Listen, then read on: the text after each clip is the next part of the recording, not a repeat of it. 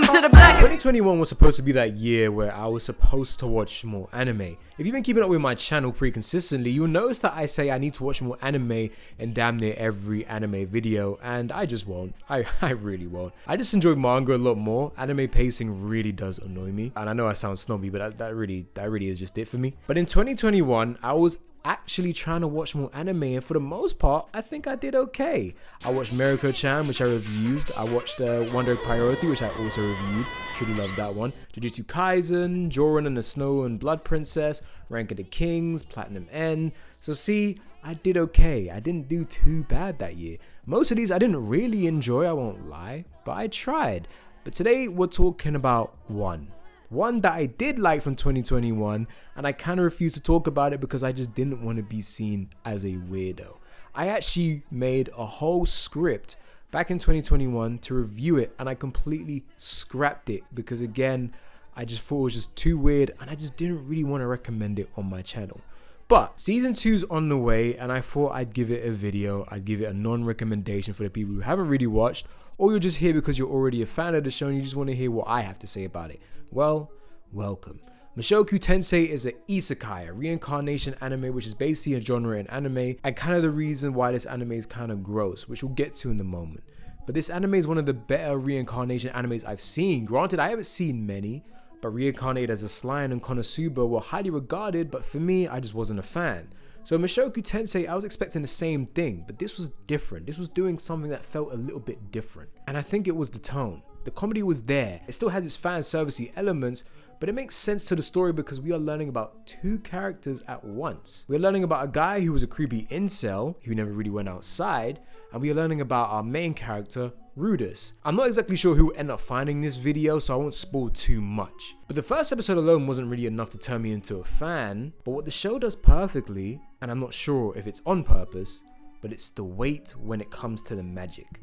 As Rudis grows in this new world, we see him grow from a newborn baby to a very small boy, all while having the spirit of a grown man.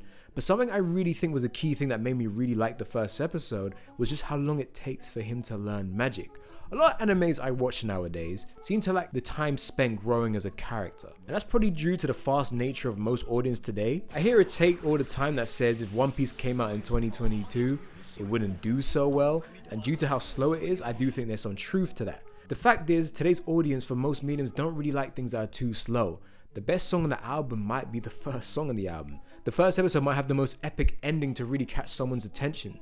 The prologue has to be filled with explosions, and there's really nothing wrong when all of this is done right. I just appreciate it more when a show or movie doesn't do it.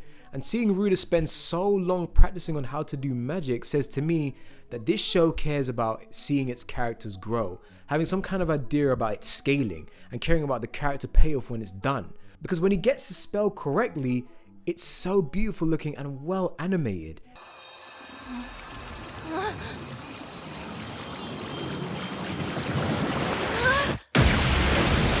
It makes me turn my ears up like a dog. It feels rewarding for the character as well as the audience. I'm not sure if I'm articulating myself that well, but after a slowly paced bit of storytelling, give me something beautiful, whether it be some good action or something beautifully animated. When Luffy gets to Gear 4, it feels great because we waited for it. When Naruto becomes friends with Kurama, it feels great because we waited for it. You knew all of this was going to happen, but you still loved it when it happens. Weird tangent, but you get the idea. Because this whole show can feel like this. If you haven't watched it, I should warn you, this isn't exactly a fast-paced show. It really chooses to expand the story first, its world, its progression, and then picks action last. But that's not to say that the action there is bad. It is really good. But if I were to break it down, you don't get the first action scene till about episode 4 or 5 maybe, a real one. You get some training fights, sure, but the urgency isn't there with them, so I don't really count them as much.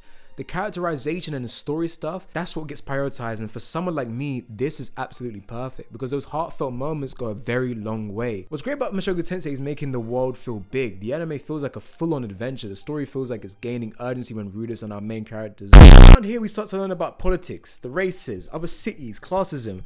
The world begins to open up. It's so beautifully done. And given the creation of Mushoku Tensei, it makes sense. It would be safe to assume that Mushoku Tensei is based off a manga, but no, not exactly. It's based on novels created by Rufin Na Maganotti. I'm not sure if I'm saying that correctly. He created a graphic novel. A few years later, they created it into a manga. and I believe that the show is following closely to that manga. But don't quote me on that. Different sources, different information. So I've done absolutely nothing but completely gas up this anime, and I imagine if you're watching, you probably already watched it, but if you haven't, please go watch it and give it a try. But I do have to say why I won't recommend it. I have some issues with it, and some of you may disagree with my opinion here, and that's fine, but the truth is, the show can be a little bit gross, and there's one scene in particular that's nearly pushed me to dropping the whole show completely. I don't want to dabble in spoilers too much for the people who may go into this, but again, if you haven't seen it and you are watching the video, let me know in the comments. It will let me know if I should keep my video spoiler free in future, or if I shouldn't care and just keep it pushing anyway. But our main character Rudis is a reincarnation of an intern and loser, as I mentioned. But the thing is, with this genre of anime, they can remember their past life, meaning they are still very much aware of their situation. So our baby Rudis is really a 35-year-old man. And this is where the genre of isekai can come across a bit silly and dumb for me. Or should I say, maybe I just don't quite get it. Because a lot of what's going on here doesn't really need a 35-year-old narrating in the background. It's not really needed to me. Never in the point of the story do I feel like it's needed. Does it help with certain moments? Sure, but I think mostly it's at the show's detriment. Especially because later on, it takes away from Rudis' urgency. But again, I'll do a review for season 2 and I can get into that a bit more. So the stuff that Rudis does can be very pervy and creepy. And while I wasn't a fan of it first, I could get past it. I just thought that was a comedy, the direction that they were going for. Sure, whatever. I'm not that sensitive, I'll be okay. It isn't until Rudis meets a younger girl who's like 7, and our 35-year-old child main character thinks about being intimate with this young child. And that's where it can get a little bit weird. You see where I'm going with it.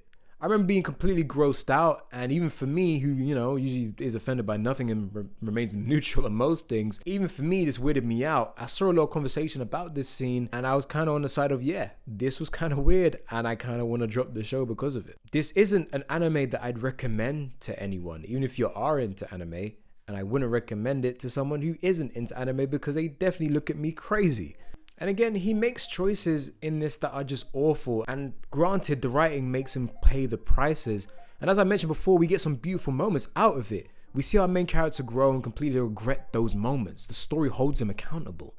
Characters come in and make him completely pay the price for his actions. The only issue is that you actually have to sit down and try and get to those moments. So if you can't make it past certain things, then you may never see that, and it might cause you to absolutely hate the show. So that's why Mushoku Tensei has always remained as a show that I just won't recommend, even though I really want to. But hey, just a short little video. I will be doing a season 2 review, because I'm really looking forward to seeing what they do, and it seems like our main character Rudis is only getting older. So I would like to see how he matures, but we shall see. Just a short one. I've got a big one in the next video. I'll see you soon.